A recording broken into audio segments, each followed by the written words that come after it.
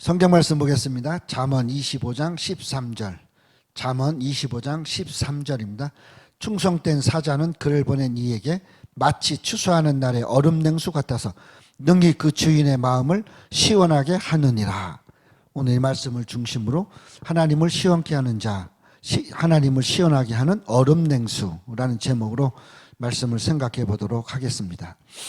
오늘 본문에는 두 가지의 단어가 나옵니다. 하나는 충성된 사자로 번역된 차르라는 말이고, 그 다음에 또 얼음이라는 번역이 되어 있는 셀그레라는 말입니다. 그래서 이 단어 충성된 자 그리고 얼음에 대해서 우리가 생각해 보면 오늘의 이 말씀을 생각해 보기가 쉬울 것입니다. 충성된 자는 믿음이 가는 자, 믿음직한 심부름꾼. 그래서 표준 세 번역에는 믿음직한 심부름꾼, 공동 번역에는 믿음직한 심부름꾼, 현대인의 성경에는 충성스러운 사절단, 이렇게 표시가 되어 있어요. 그만큼 누군가에게 나를 보낸 누군가, 그 상대방에게 나는 충성스럽고, 그거는 나는 믿음이 가고, 나는 그 사람이 원하는 대로 믿음 있게 하고 라는 뜻이 되겠죠. 그리고 이 얼음이란 말은 눈과 같은 뜻입니다. 그래서 출애굽기 4장 6절에 여호와께서 또 가라사대 내 손을 품에 넣어라 하시매 손을 품에 넣었다가 내어보니 그 손에 문둥병이 발하여 눈같이 흰지라. 문둥병이 눈처럼 됐다라는 거죠. 본문은 추수철의 이야기입니다. 눈이 녹아서 있는 냉기, 그렇게 이야기할 수 있겠습니다. 그래서 헬라어 원역본 70인역은 추수 때 눈이 내리는 것이 더운 것을 막기 위해서 유익하다라고 번역을 하고 있어요. 오늘 이 잠언서는 솔로몬의 지혜의 말씀입니다. 그래서 셋으로 나눕니다. 제1장부터 9장까지 전반부는 젊은이들을 위한 잠언이고, 또 중반부 10장부터 29장은 이스라엘 선민에 대해서, 후반부 30장에서부터 31장은 개인적인 관계로 훈계를 하고 있는 그러한 잠언서의 내용이 되겠습니다. 본문은 중반부에 더 있습니다. 중반부에 있으면서 솔로몬의 제1집, 또 제2집, 또 자기의 개인 표현, 이렇게 셋으로 나누어지는데, 이 가운데 솔로몬의 제2선집에서 후반부에 이 말씀이 기록되어져 있습니다. 솔로몬의 제1선집을 보완하는 성격이지만, 그러나 이 선집은 히스기야 왕 때, 히스기야 왕의 신하들에 의해서 정비되고 기록되어진 그러한 잠언이기도 합니다. 신학적인 이 의미를 생각해 보면 13절에 충성된 사자, 그는 주인의 마음을 시원하게 한다라고 그랬어요. 이 충성된 사자, 추수하는 날, 그 다음에 주인의 마음을 시원케 한다. 여기에서 이 추수하는 날이라는 것은 팔레스틴 지방은 보리 수확이 4월 중순부터 미리 끝나는 6월 초까지를 연속으로 추수를 합니다. 이 기간에서 한 달이 지나면 양은 임신을 합니다. 오늘 우리가 이때 얼음 냉수라는 거지, 더운 여름이 시작되어지는 더운 날에 추수를 하면서 시원한 물 한 모금을 빗대어 하고 있지만, 그러나 이 얼음 냉수는 눈의 차가운 맛이라는 것은 팔레스틴 지방에서 헬몬산에 만년설밖에 얼음이 없어요. 왕은 거기서 그걸 채취에다가 놓고, 그리고 그거를 여름에 어떻게 잘 보관해서 여름에 그걸로 물을 마셔요. 그 왕이 한 번 먹는 헬몬산에서 가져온 물보다 여기 지금 추수에 더워서 추수하면서 지쳐 있을 때 한 모금 먹는 냉수가 그만한 가치가 있다라는 거죠. 결국 무슨 말이냐면, 하나님 앞에서 바르게 많이 또 열심히 또 크게 그렇게 사용되어지는 일꾼이 있는 반면에, 작고 초라하고 보잘것없고 이거 하는 건지 마는 건지 모르게 하는 사람도 있는데, 하나님 보실 때 두 추수꾼 중에 하나님의 마음을 시원할 수 있게 할 수 있는 사람은 작아도 묵묵하게 믿음으로 하나님의 일을 하는 사람, 그 사람의 추수를 하나님은 기다린다는 겁니다. 지난주에 저희 교회 누가 찾아왔냐면 코로나 때문에 찾아왔어요. 이제 4단계로 이제 격상되니까 무조건 비대면 드려라. 그러니까 우리는 뭐 성도 한 5명밖에 안 앉았는데 비대면으로 드리라. 그리고 웃겨서 제가 그랬어요. 그러면 우리가 진행위원들이니까 진행위원들을 놓고 나머지 내가 다 비대면 하겠습니다. 그래서 돌려보냈는데, 화요일날인가 수요일날 뉴스를 보니까 그 뉴스에 그게 나왔어요. 뭐냐면 대법원에 판례를 요청했어요. 그건 뭐냐? 20인 이하로 되어져 있는 것이 왜 공연이나 뭐 이런 데 식당이나 이런 데는 가능하면서 왜 우리 기독교의 예배에는 그게 없냐? 이거 자유 침해를 하는 거 아니냐? 그렇게 해서 한 7, 8개 목사님들이 소장을 올렸어요. 그래서 이틀 전이니까 답변이 나왔어요. 그 답변이 뭐냐? 형평성에 어긋나니까 교회도 19명까지 나오는 교회라면 그냥 예배 드려도 되고 19명 이상에서 이제 20%로 하면 된다. 이렇게 판례가 나왔어요. 그리고 오늘은 안 왔더라고. 그러니까 나는 그렇게 생각했어요. 이걸 어떻게 또 예배를 그냥 완전히 비대면으로 드리라면 어떡하라는 거야? 라고 그랬는데 하나님은 나의 마음을 시원하게 해주시는 거예요. 그래? 내가 이거 시원하게 해줄게. 편하게 예배 드려. 그 대신 이거 모든 것 다 편하게 정리해 줄게. 오늘 이런 것을 볼 때 하나님의 마음을 시원하게 한다면 하나님도 우리의 마음을 시원하게 해주신다는 겁니다. 그러므로 오늘 우리가 하나님의 마음을 시원하게 해야 돼요. 성경에 보면 아브라함의 종이었던 엘리에셀이 리브가, 그러니까 이삭의 부인을 찾으러 갑니다. 이삭의 부인을 찾으러 가면서 하나님 땅에 가면서 기도하기 시작해요. 그가 어떻게 찾아야 되겠어요? 뭘로 믿음을 시험해요? 종이 주인이 하라는 대로. 그러니까 앉아서 넋두리를 하듯이 기도합니다. 하나님 주인이 나를 보내서 여기 왔는데 내가 어떻게 감히 주인의 아드님의 그 며느리를 구합니까? 부인을 구합니까? 그러니까 여기 앉아서 우리 주인님이 하던 대로. 주인이 뭐 했어요? 아브라함이 오는 손님들 맞이하면서 대접하고 물 대접하고 그런 거 했단 말이죠. 그렇게 내가 앉아서 있으면 나를 손님으로 알고 나도 물 주고 우리 양들도 물을 주는 여인을 택하겠습니다. 그게 니브가였어요.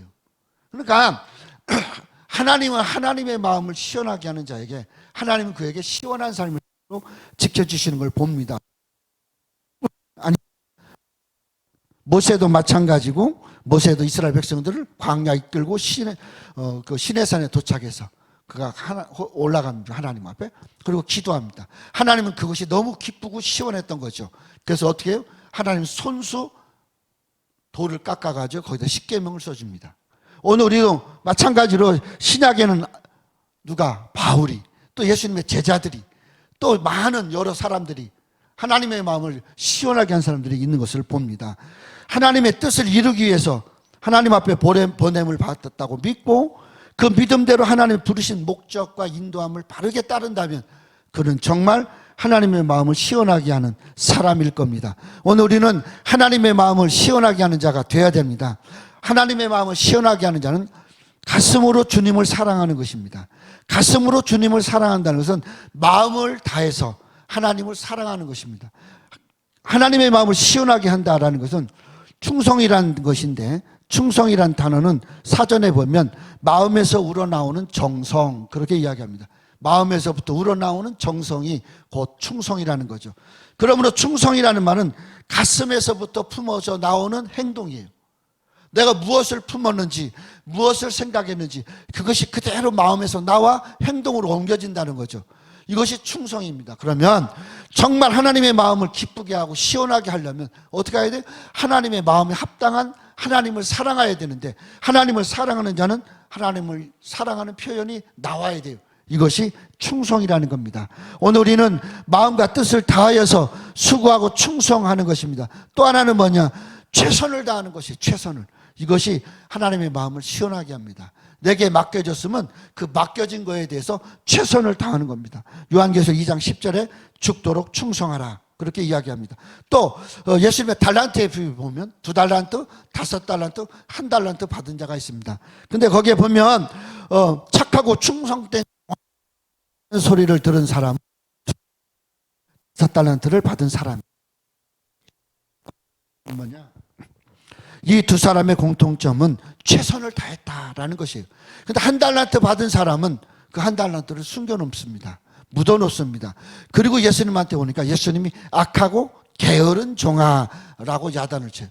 착하고 충성된 종, 그는 어떻게 맡겼는지, 무엇을 하게 했는지 주인이 떠나면서 이걸로 장사해라 라는 말을 듣고 그 말을 품고 주님 오실 때까지, 주인이 오실 때까지 장사를 했어요. 그런데 이 1달란트 받은 종은 그 한 달란트 받은 종에도 똑같이 주인은 이야기합니다. 내가 올 때까지 장사하라. 그랬더니 묻어놨다는 거죠. 묻어놨다는 것은 뭐예요? 이윤이 나오는 것도 아니고 그냥 그대로 뒀다는 거예요. 그리고 뭐 했어요? 자기가 갖고 있는 것으로 자기 그러니까 주님이 이야기하시는 것은 뭐냐? 주님이 주신 것을 가지고 계속 묻어놓고 지꺼가지고 그냥 지 흉내내고 좋은 거 하고 나서 주님 앞에 서서는 나는 이거밖에 없습니다라고 하느냐라는 것이에요. 그러므로 우리가 정말 충성된 종이라면 최선을 다해야 돼요. 내게 얼마를 있느냐, 내가 얼마를 갖고 있냐, 내가 무엇을 할 수 있느냐가 중요한 것이 아니라 내가 지금 이것 가지고 하나님의 마음을 기쁘게 할 수 있을까? 나는 이것 가지고 하나님 말씀대로 살 수 있을까? 이것이 더 중요하다는 거죠. 세 번째는 작은 일에 최선을 다해라 그랬어요. 작은 일에 최선을 다하라. 오늘 우리가 이 한 달란트 받은 사람은 작다고 포기했는데 2달란트, 5달란트 받은 사람은 작다고 생각하면서 최선을 다했다는 거죠. 충성을 했다는 거죠.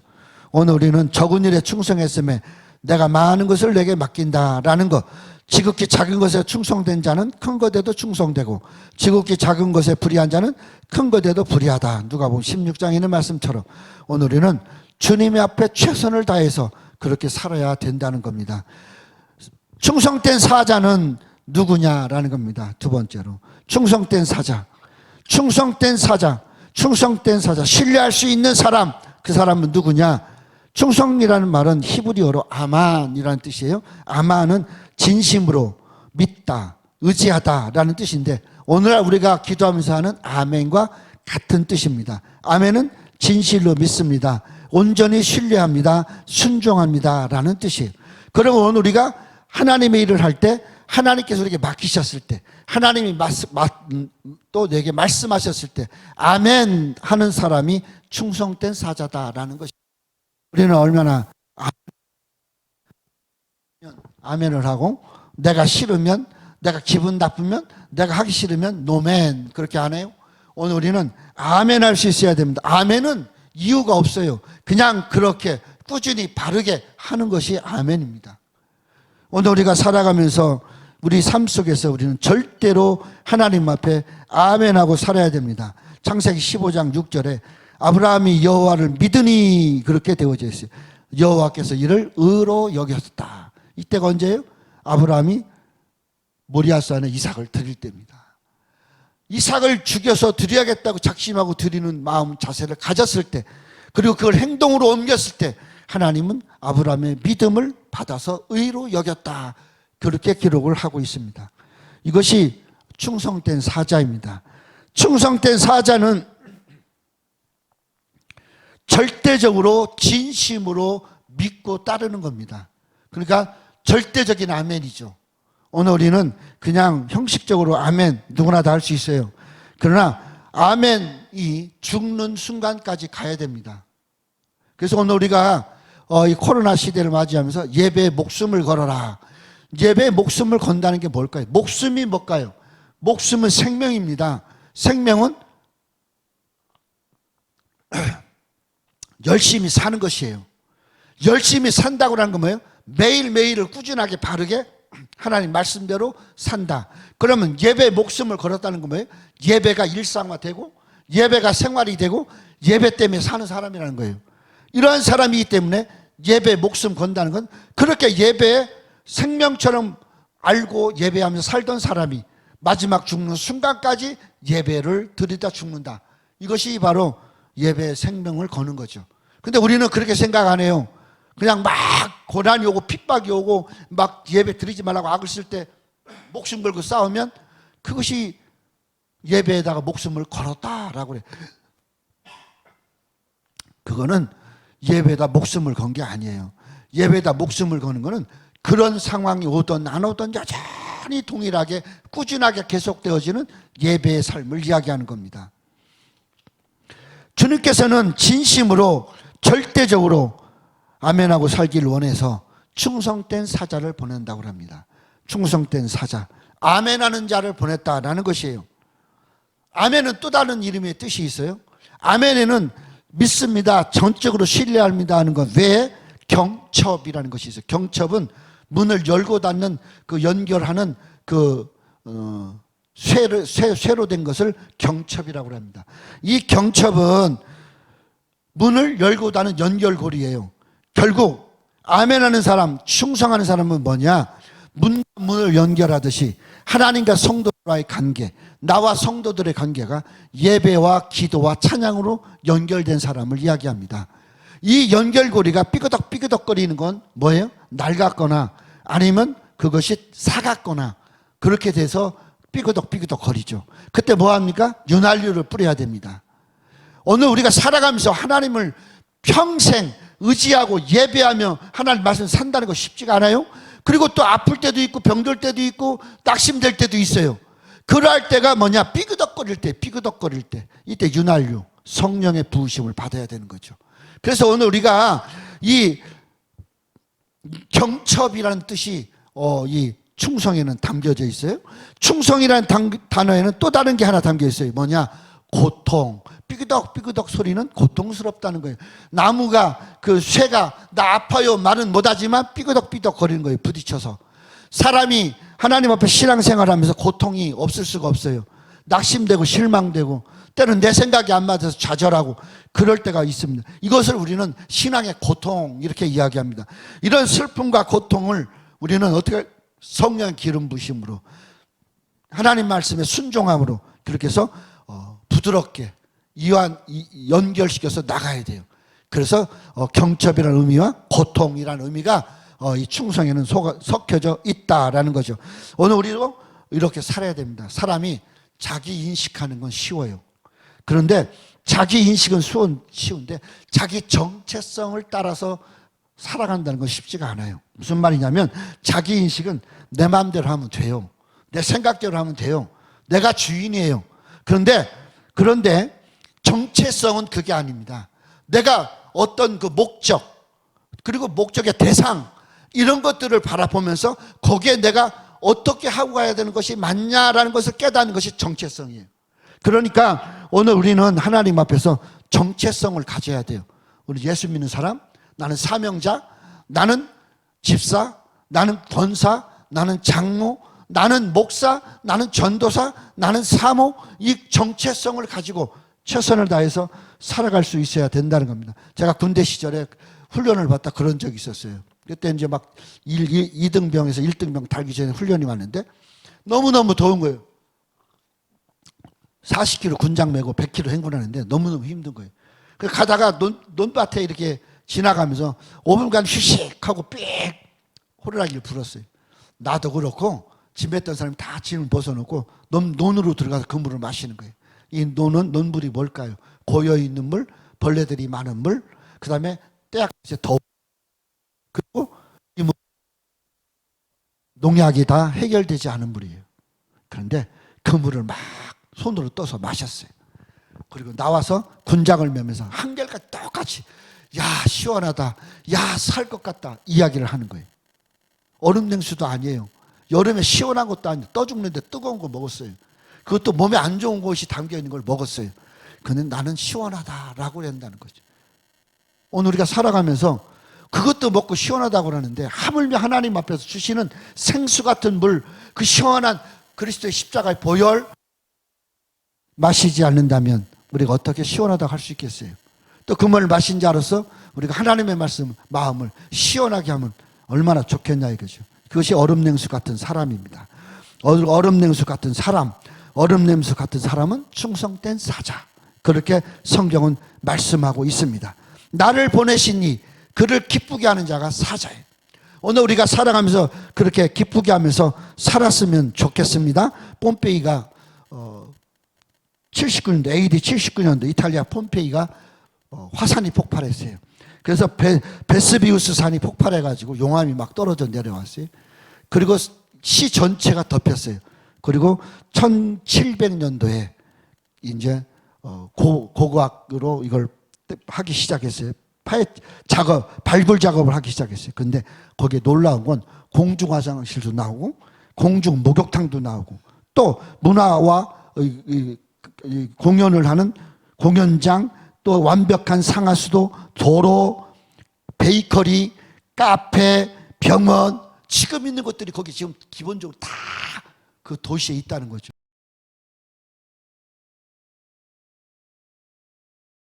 보초가 하나 서 있는데 이 보초가 선체로 창 들고 방패 들고 그냥 그대로 박제가 됐어요.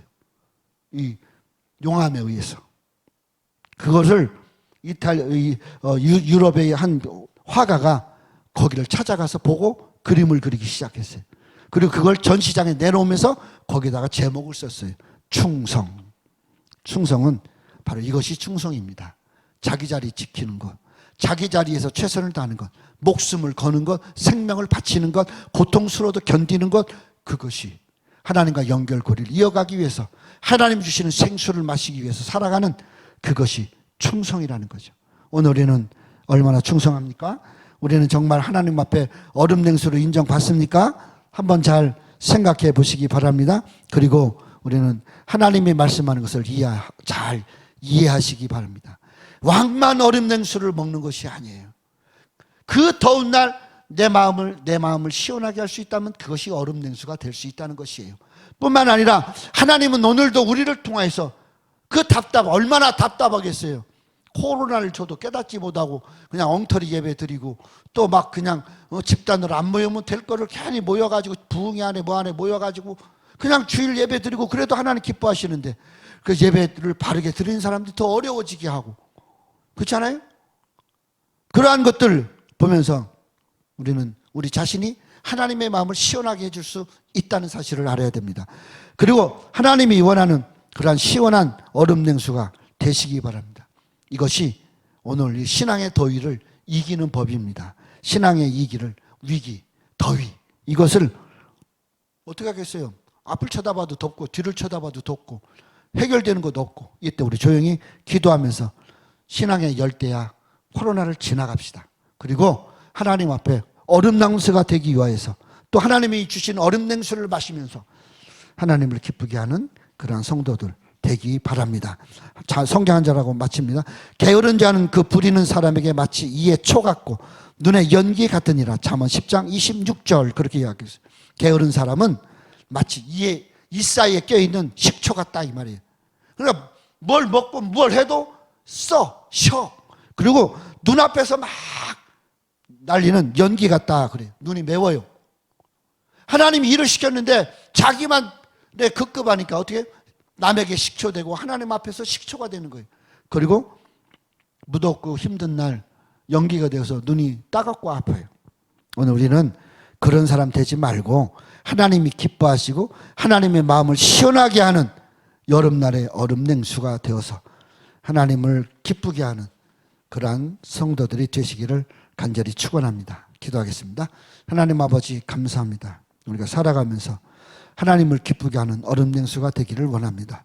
충성하는 자, 믿고 사는 자, 또 하나님과 연결이 바른 자, 항상 언제나 늘 하나님을 예배함으로 믿음으로 이기는 자, 또 하나님 앞에서 하나님이 하라고 하는 일만 열심히 하여서 하나님 마음을 흡족시키는 얼음 냉수가 될 수 있도록 인도해 주시옵소서. 예수님의 이름으로 기도했습니다. 아멘.